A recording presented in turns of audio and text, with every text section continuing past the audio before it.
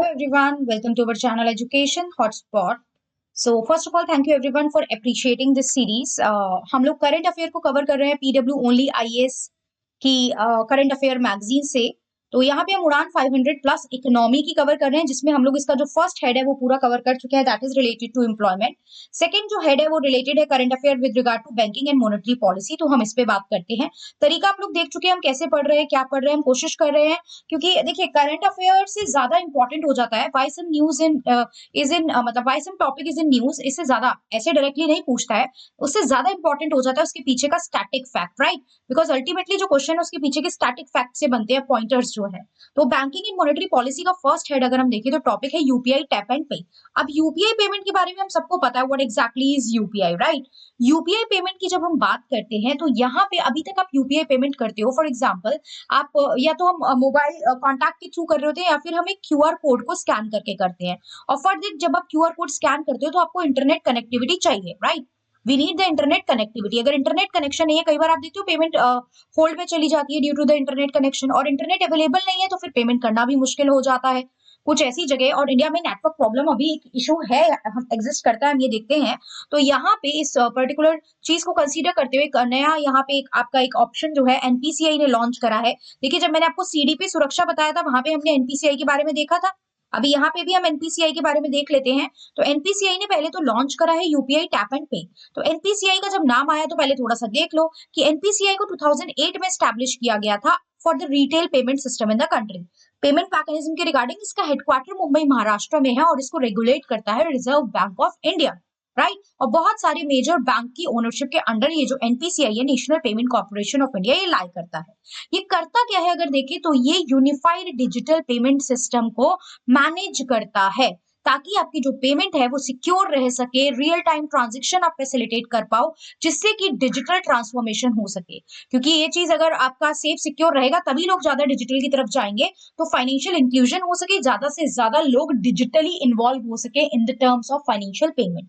तो ये तो था एनपीसीआई। अभी हमने यूपीआई की बात करी, राइट? यूपीआई की बात करी, that is unified payment interface. तो ये जो यूनिफाइड पेमेंट इंटरफेस है ये भी एक पेमेंट सिस्टम है जिसको 2016 में एनपीसीआई ने लॉन्च करा था। देखिए एनपीसीआई स्टैब्लिश किया गया था 2008 में, लेकिन जो ये यूपीआई आया है वो एनपीसीआई ने लॉन्च करा है 2016 में, राइट? यहाँ पे जो कस्टमर होते हैं वो रजिस्टर्ड होते हैं एनपीसीआई के थ्रू आप वर्चुअल पेमेंट एड्रेस, जिसको हम यूपीआई आईडी बोलते हैं। अगर आप लोग ऑनलाइन पेमेंट करते हो तो आप देखते हो कि जब आप ऑनलाइन पेमेंट करते हो कई बार हम लोगों से यूपीआई आईडी मांगते हैं, पर्सन हमारी यूपीआई आईडी मांगता है सो दैट वो पेमेंट डायरेक्टली हमें कर सके। तो वो यूपीआई आईडी जो है वो आपको एनपीसीआई के थ्रू अलॉट की जाती है। It means you are registered under NPCI के अंडर, आप क्या है, रजिस्टर है, राइट? यहाँ पे आपकी it creates through the P to peer collect request which can be scheduled and paid as per the, मतलब अपने रिक्वायरमेंट एंड कन्वीनियंस के अकॉर्डिंग हम यहाँ पे चीजों को पे कर सकते हैं उस यूपीआई आईडी के थ्रू। अब एनपीसीआई ने लॉन्च करा है, ये देख लिया। यूपीआई क्या होता है ये देख लिया। तो ये यूपीआई टैप एंड पे क्या है? फॉर एग्जाम्पल अब कई बार हमारे पास इंटरनेट फैसिलिटी अवेलेबल नहीं है तो भी आप यहाँ पे पेमेंट कर सकते हो, पर्सन को अपने अकाउंट से डिजिटली पेमेंट कर सकते हो। देखिए यहाँ पे आप यूपीआई पिन या यूपीआई लाइट के थ्रू लिट के थ्रू पेमेंट कर सकते हो। इसमें क्या है, अगर आपकी पेमेंट जो है वो लेस देन 500 है, 500 से कम है, तो आपको यूपीआई पिन एंटर करने की जरूरत नहीं है। सबसे पहले तो देखिए यहाँ पे आपको क्या होगा, आपके जो फोन, आपके जो डिवाइसेस है ना, वो नियर फील्ड कम्युनिकेशन में होनी चाहिए। नियर फील्ड कम्युनिकेशन का मतलब है आप आसपास की रेंज में हो। ऐसा नहीं है एक पर्सन एक स्टेट में, दूसरे पर्सन दूसरे स्टेट में बैठा है तो आप टैप एंड पे कर सकते हो, नहीं। आपको यहाँ पे क्या करना होगा, आप नियर बाय जो फोन या डिवाइसेस हैं वो आपके नियर बाय कनेक्टेड हो। तो एनएफसी क्या होता है, नियर फील्ड कम्युनिकेशन की जब हम बात करते हैं तो ये शॉर्ट रेंज वायरलेस टेक्नोलॉजी है। जनरली विद इन 4 सेंटीमीटर्स की बात करते हैं, जनरली विद इन 4 सेंटीमीटर। नियरलेस होने चाहिए आपके डिवाइस, एक डिवाइस से मुझे दूसरे डिवाइस पे पेमेंट करनी है अगर वहां पे बाय यूपीआई टैप एंड पे, तो आपको क्या करना है, विद इन 4 सेंटीमीटर की रेंज में आपके डिवाइस आसपास हो, वहां पे आपके जो आपका भी पेमेंट मोड होगा, पेटीएम वगैरह ये सब जो भीम वगैरह ऐप होते हैं, वहां पे आपको टैप एंड पे का ऑप्शन मिलेगा।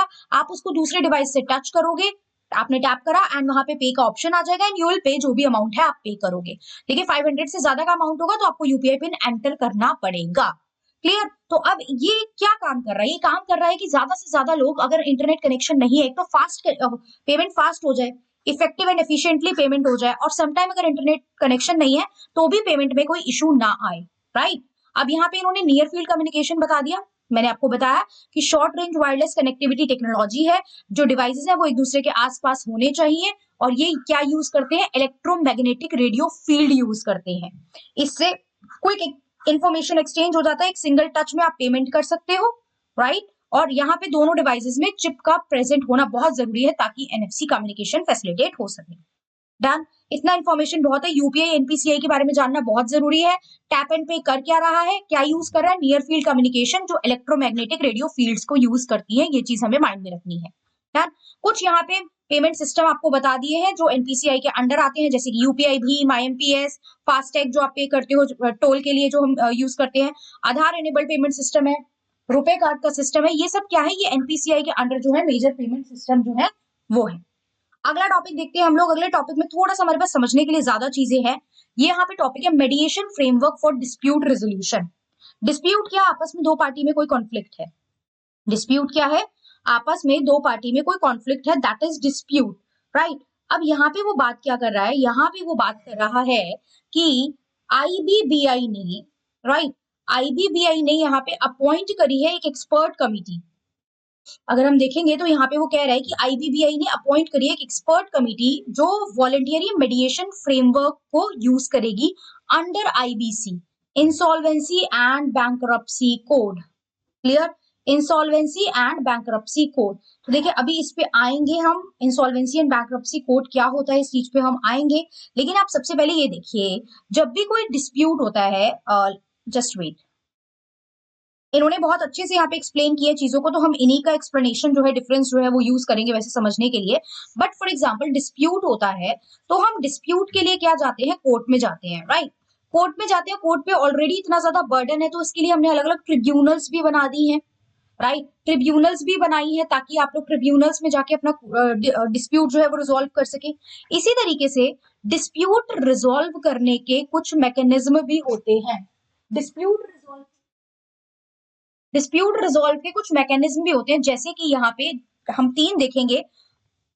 आर्बिट्रेशन एक प्रोसेस हम देखेंगे, मेडिएशन का एक प्रोसेस हम यहाँ पे देखेंगे, एंड हम कंसिलिएशन देखेंगे। कंसिलिएशन देखिए, ये डिस्प्यूट मैकेनिज्म है अदर देन कोर्ट। ये जो है ये इनफॉर्मल तरीके हैं, आपके बीच अगर डिस्प्यूट हो गया तो उसे रिजोल्व करने के। फॉर्मल तरीका तो सिंपली होता है go to the court, court will take the decision, court decision लेगा। लेकिन यहाँ पे ये जो तरीके हैं इनको हम कहते हैं एडीआर, आगे एडीआर भी आएगा, ऑल्टरनेटिव डिस्प्यूट रेजोल्यूशन।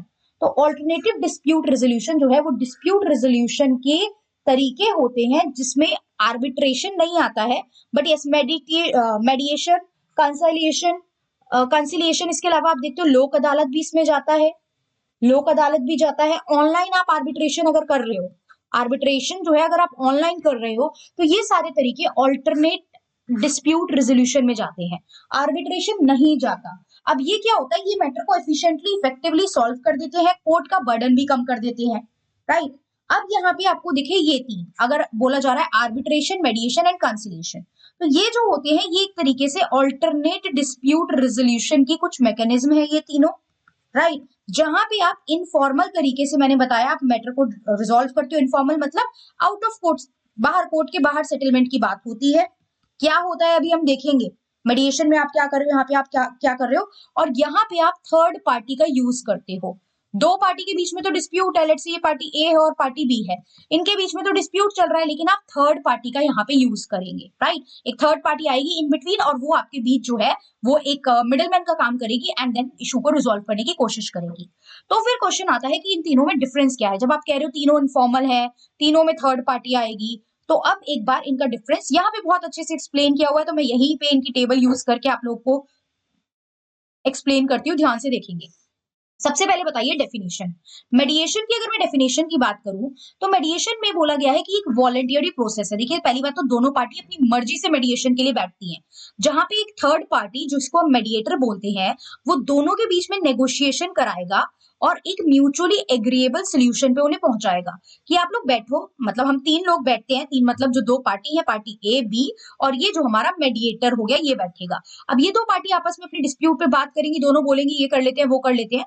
तो यहाँ पे जो मेडिएटर है ना वो अपनी एडवाइस नहीं देता, वो अपने सजेशन नहीं देता, वो आपको सोल्यूशन नहीं देगा कि ऐसा ऐसा कर लो, नो। इसका काम सोल्यूशन देना नहीं है। एक जगह एक प्लेटफॉर्म दिया, मेडिएटर का काम करा, आपके बीच में बैठ गया और आप लोगों को एक प्लेटफॉर्म दिया to sit talk and discuss और एक कंक्लूजन पे आप लोग पहुंच जाओ। तो ये कम्युनिकेशन तो फैसिलिटेट करता है लेकिन सोल्यूशन सजेस्ट नहीं करता, ध्यान रखना। मेडिएटर कभी भी अगर इस तरीके की स्टेटमेंट आए कि मेडिएटर जो है वो क्लियर कट सोल्यूशन बताता है जो मानने ही मानने होते हैं, तो नहीं, सोल्यूशन नहीं बताता, जस्ट कम्युनिकेशन फैसिलिटेट करता है आपके बीच में। प्लस ये नॉन बाइंडिंग होता है। इसके जो मेडिएशन में बैठ के आप लोग जो कंक्लूजन पे पहुंचते हो, ऐसा कोई कोर्ट ऑफ लॉ नहीं कहता कि आपको वो मानना ही मानना है। कोई भी पार्टी अगर उससे पीछे हट जाती है तो उस पार्टी पे कोई लीगल एक्शन नहीं होता। पार्टीज जो है वो वॉलंटियरली अपनी दोनों की मर्जी से एक आउटकम पे पहुंचती है मेडिएशन में। इनफॉर्मल होता है, ये हमें पता है, ये इनफॉर्मल प्रोसेस है। इसको गवर्न करने वाला एक्ट है मेडिएशन एक्ट 2023। इसके कुछ प्रोविजन भी ऊपर एक्सप्लेन किए गए हैं जो हम देखेंगे। मेडिएशन एक्ट 2023 जो है वो इसको एक लीगल रिकॉग्नाइजेशन देता है। कोर्ट इन्वॉल्व नहीं होता डायरेक्टली। अगर कोई ऐसा मैटर या कोई ऐसा डिसीजन आपका नहीं आया है जिसमें कोर्ट से आपने उसको इन्फोर्स करा लिया है, क्योंकि ये डिसीजन नॉन बाइंडिंग है तो कोर्ट का डायरेक्ट इन्वॉल्वमेंट यहाँ पे नहीं है। पार्टीज जो है वो आपस में, वो पार्टीज, दोनों पार्टीज मिलकर आप वॉलंटियरी एक आउटकम डिसाइड कर रही है कि हमें क्या चीज फॉलो करनी है। क्विक एंड कॉस्ट इफेक्टिव होता है क्योंकि ना बहुत ज्यादा पेपर वर्क, ना कोर्ट का ज्यादा डायरेक्ट इन्वॉल्वमेंट है, तो जल्दी यहाँ पे कंपैरेटिवली जो है डिसीजंस आप ले सकते हो। This is मेडिएशन। अब चलते हैं कंसिलिएशन पे। कंसिलिएशन की जब हम बात करें तो एक पर्सन जो बीच में बैठ रहा है वो है कंसिलिएटर, राइट। यहाँ पे एक थर्ड पार्टी आएगी जिसको यहाँ मेडिएटर बोलते थे, यहाँ कंसिलिएटर बोल रहे हैं उस पर्सन को। और ये क्या करेगा, ये पार्टीज के साथ बैठेगा, पार्टीज यहाँ पे एक दूसरे के साथ बैठी हुई है, एंड आप जो है डिस्प्यूटिंग पार्टी को एक्टिवली सजेस्ट करेगा, ये असिस्ट करेगा और उनको कुछ कुछ रिकमेंडेशन भी देगा, राइट, कि I am recommending this, you can do this. यहाँ ये कुछ नहीं बोल रहा था मेडिएटर, मेडिएटर बस आप लोगों को बोलने दे रहा था, मेडिएटर कोई सजेशन सोल्यूशन नहीं दे रहा था, बट ये कुछ रिकमेंडेशन आपको दे रहा है, मानना ना मानना आपके ऊपर है, राइट। ये एक्टिवली सजेस्ट करता है सोल्यूशन को और मनाता है पार्टीज को कि आप सेटल कर लो, ये ऑप्शन है, आप इस तरीके से काम कर सकते हो। अगेन नॉन बाइंडिंग होता है डिसीजन, इसके भी बाइंडिंग नहीं है, लेकिन हाँ अगर पार्टीज ने कोई एग्रीमेंट साइन कर लिया, एंड तक पहुंचते पहुंचते, कंक्लूजन तक पहुंचते पहुंचते पार्टीज ने कोई एग्रीमेंट साइन कर लिया, तो अब तो वो भैया एग्रीमेंट बन गया, कॉन्ट्रैक्ट बन गया, तब तो वो बाइंडिंग हो जाएगा। अदरवाइज जो डिस्कशन यहाँ पे आपने करा है वो बाइंडिंग नहीं होता। ये तो इनफॉर्मल होता है, ये थोड़ा कम फॉर्मल है, थोड़ा कम फॉर्मल है इसके कंपैरिजन में जो हम आगे पढ़ेंगे आर्बिट्रेशन के। क्लियर? इससे तो ज्यादा फॉर्मल है और इससे कम फॉर्मल है, मतलब समवेयर इन बिटवीन ये लाई करता है। इसको गवर्न करता है आर्बिट्रेशन एंड कंसिलिएशन एक्ट। इन दोनों को गवर्न करने वाला आर्बिट्रेशन एंड कंसिलिएशन का एक कॉमन एक्ट है, ठीक है। यहाँ पे कोर्ट जो है, अगर आपने सेटलमेंट एग्रीमेंट हो गया है तो कोर्ट बीच में आएगा, अदरवाइज कोर्ट नहीं आता है। ये इन्फ्लुएंस करता है लेकिन इम्पोज नहीं करता। ऐसा नहीं है कि आपके डिसीजन बोलेगा नहीं ऐसा ही करना है, नो। ये सिर्फ आपको बोल सकता है कि देखो ऐसा कर लेना चाहिए, this is also an option, you can do this, लेकिन इसके डिसीजन कोई ऐसा नहीं होता कि इसने बोल दिया तो आपको करना ही करना है। इसमें टाइम कंपैरेटिवली इसके कंपैरिजन में कम और इसके कंपैरिजन में ज्यादा लगता है, क्योंकि आप देख रहे हो एक मिडल प्रोसेस है, राइट। फिर आता है आर्बिट्रेशन, ये बिल्कुल एक्सट्रीम फॉर्मल नेचर का होता है, यहाँ पे कोर्ट का भी इन्वॉल्वमेंट होता है। जो बीच में पर्सन होता है वो होता है आर्बिट्रेट, ठीक है, आर्बिट्रेटर होता है यहाँ पे, आर्बिट्रेटर होता है और आर्बिट्रेटर का डिसीजन आपको मानना ही मानना है।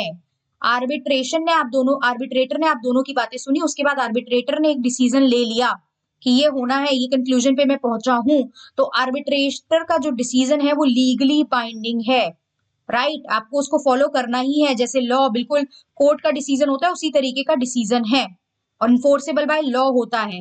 कोर्ट भी इन्वॉल्व हो सकता है कुछ केसेस में, कुछ ऐसे मैटर हो, कुछ ऐसी अपील हो, तो कोर्ट भी डायरेक्टली यहाँ पे इन्वॉल्व हो सकता है। आप देख रहे हो ये बिल्कुल लिबरल काइंड ऑफ था, कोई मेडिएटर का स्ट्रॉन्ग वो नहीं था यहाँ पे डिसीजन मेकिंग में, यहाँ कंसिलिएशन का इन्फ्लुएंस था आपके ऊपर और यहाँ तो बिल्कुल लीगल बाइंडिंग हो जाएगा वो। तो ये देखा, एक फॉर्मल प्रोसेस है, ये दोनों कंप्लीटली इनफॉर्मल थे, ये फॉर्मल है।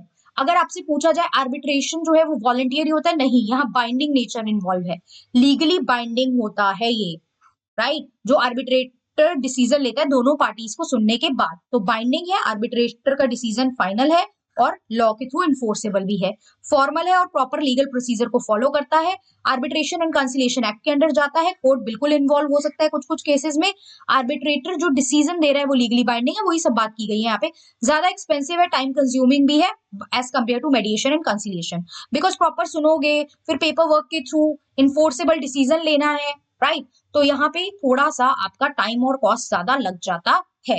डन। अब आईबीसी की बात की गई यहाँ पे, इंसॉल्वेंसी एंड बैंक्रप्सी कोड की। देखिए, क्योंकि इंसॉल्वेंसी को लेकर तो बात की गई, अगर कोई पर्सन इंसॉल्वेंट हो जाता है, इंसॉल्वेंट पर्सन तब होता है जब वो अनेबल होता है टू पे द डेट, जब किसी पर्सन ने उधारी ले रखी है और वो अपने उधार चुका नहीं पा रहा है, तो हम कहते हैं वो इंसॉल्वेंट हो गया। फिर बैंक्रप्ट क्या होता है? बैंक्रप्ट तब होता है जब लीगली बैंक्स ने प्रॉपर लीगल फ्रेमवर्क के थ्रू जाके उसको डिक्लेयर कर दिया कि ये पर्सन तो दे ही नहीं पा रहा है पैसे, इसके पास पैसे नहीं है, राइट, इसके पास पैसे नहीं है, राइट, तो ये हो गया इंसॉल्वेंसी एंड बैंक्रप्सी के बारे में कि ये होते क्या है। अब ये देखो आपको बनाए गए हैं, जब इसके रिगार्डिंग रूल बनाया गया है तो इनको मैनेज करने के लिए यहाँ पे रूल बनाया गया होगा, राइट, इनको मैनेज करने के लिए ही तो यहाँ पे ये रूल बनाया गया होगा। तो ये जो है 2016 में इंसॉल्वेंसी एंड बैंक्रप्सी जो कोड है वो लाए गए थे। यहाँ पे इंसॉल्वेंसी और बैंक्रप्सी होता क्या है मैंने आपको बता दिया। यहाँ पे ये इस कोड के थ्रू ये बोला, मेक श्योर करने की बात की गई थी कि आप लोग टाइम बाउंड जो है वो प्रोसेस फॉलो करो फॉर द इंसॉल्वेंसी रेजोल्यूशन। ये जो इंसॉल्वेंसी के केसेस देखने को मिल रहा है, टाइमली उसका जो रेजोल्यूशन है वो एक टाइम बाउंड मैनर पे हो जाए।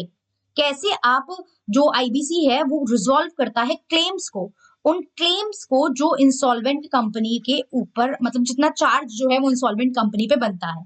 देख लेते हैं, ये बात कर रहा है प्रोविजंस फॉर इंसॉल्वेंसी और बैंक्रप्सी, जो इंडिविजुअल या पार्टनरशिप फर्म, एलएलपी, मतलब कॉर्पोरेट में जो भी इंसॉल्वेंसी के केस हमें देखने को मिल रहे हैं, 2016 में इसको स्टार्ट किया गया ताकि आप डेब्ट रेजोल्यूशन मैकेनिज्म को एस्टैब्लिश कर पाओ और कॉर्पोरेट लेवल पे इंसॉल्वेंसी रेजोल्यूशन प्रोसेस को हम लोग फैसिलिटेट कर पाए।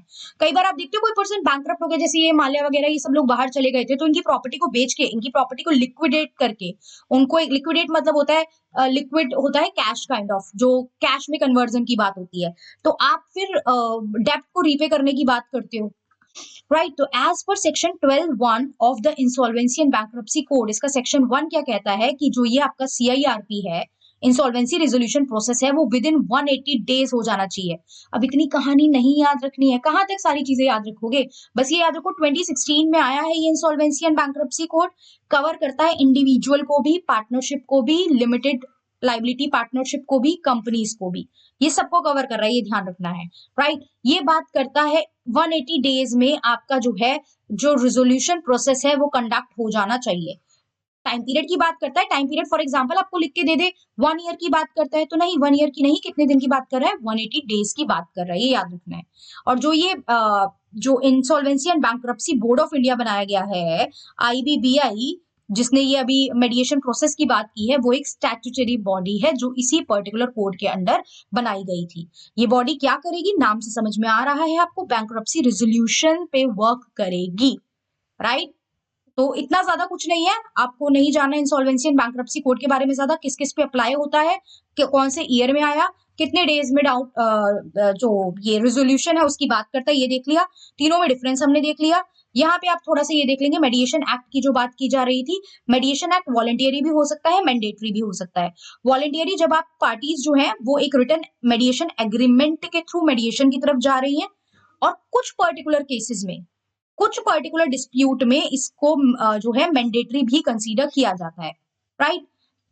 180 डेज की डेडलाइन है, 180 डेज में आपको उसको सेटल करना है, ये ध्यान रखना है। मेडिएशन काउंसिल ऑफ इंडिया भी इसके अंडर बनाई गई, जो मेडिएशन एक्ट 2023 है, इसके अंडर एक यहाँ पे आपकी क्या स्टैब्लिश की गई, मेडिएशन काउंसिल ऑफ इंडिया, जो रजिस्टर करेगी मेडिएटर को और मेडिएशन सर्विस प्रोवाइडर को, मतलब ऐसे लोग जो एज अ मेडिएटर एक्ट करेंगे in case of the requirement. मेडिएशन जो है वो कुछ केसेस में एप्लीकेबल नहीं होती, ये ध्यान रखना है, ये पॉइंट से आपको यहाँ पे क्वेश्चन बन सकता है। कुछ पॉइंट पे, जैसे कि कुछ फ्रॉड हो गया है, कोई क्रिमिनल ऑफेंस है, एनवायरमेंट मैटर है, जिनको आप सीधा एनजीटी के अंडर ले जाते हो। एनजीटी देखिए, अब आप पढ़ेंगे स्टैटिक वाले पार्ट में, एनजीटी पे यहाँ नहीं वर्क कर रहे हैं हम, क्या है, कब आया, क्या प्रोसेस है। बट हाँ, अगर कुछ ऐसे एनवायरमेंट ऑफेंस है जिनको आपने एनजीटी में रजिस्टर करा रखा है, कुछ competition, telecom, security, electricity, law, land acquisition से रिलेटेड इशू है, तो इस केस में you will not go for मेडिएशन। यहाँ पे मेडिएशन एप्लीकेबल नहीं होता, ये बात भी मेडिएशन एक्ट में लिखी हुई है, ये याद कर लेना है अच्छे से। फ्रॉड के केस में क्रिमिनल ऑफेंस है तो भी एनवायरमेंट इशू जो एनजीटी के अंडर रजिस्टर है, इसके अलावा competition, telecom, security, electricity, law and land acquisition में मेडिएशन अलाउ, मतलब मेडिएशन अप्लाई नहीं होता है। मेडिएशन क्या होता है मैं नीचे समझा ही चुकी हूँ, तो इसको अलग से पढ़ने की कोई यहाँ पे हमें जरूरत नहीं है। तो आई होप ये बैंकिंग के अंदर 2 टॉपिक आपको समझ में आ गए होंगे। मेडिएशन फ्रेमवर्क फॉर डिस्प्यूट रेजोल्यूशन, जो आईबीबीआई ने यहाँ पे एक कमिटी बनाने की बात की है कि अलग से कमिटी होनी चाहिए, और बाकी हमने जो टॉपिक देखा यूपीआई टैप एंड पे देखा। क्लियर? 2 टॉपिक इसके देख लिया। आई होप डिटेल में आप लोगों को समझ में आया होगा, कोई कंफ्यूजन, कोई डाउट नहीं है। एक बार वीडियो सुनने के बाद आप खुद से भी चीजों को रीड कर सकते हैं। स्टिल कोई डाउट, कोई पॉइंट, कोई लाइन, किसी कंसेप्ट में कंफ्यूजन है तो you can mention it in the comment box, I will try to resolve that. मिलते हैं नेक्स्ट वीडियो में with the topic RBI @ 90। So thank you everyone, that's all for this video, see you in the next video.